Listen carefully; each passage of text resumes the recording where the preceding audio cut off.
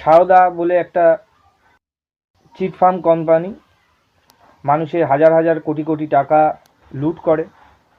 সেখানে আমরা সেই সময়ে জানি আজকে যিনি তৃণমূলের মুখপাত্র তাকে কুণাল ঘোষ, তাকে রাজ্য পুলিশ, স্বয়ং রাজ্য পুলিশ তাকে গ্রেপ্তার করে।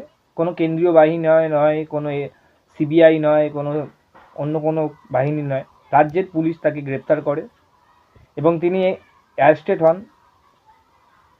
তিনি যখন জেলবন্দি অবস্থায় তিনি মিডিয়ার সামনে এসে চিৎকার করে করে বলতেন, সিবিআই যেখানে মামলা করছে সেখানে রাজ্য সরকার পুলিশ দিয়ে আমাকে হেনস্থা করা হচ্ছে।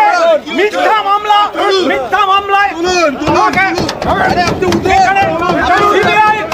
সিবিআই যেখানে মামলা করছে যার মুখ্যমন্ত্রী অ্যারেস্ট করুন, যার মুখ্যমন্ত্রী অ্যারেস্ট করুন, যার মুখ্যমন্ত্রী অ্যারেস্ট করুন, পুলিশ দিয়ে আগে মুখ্যমন্ত্রী অ্যারেস্ট করুন।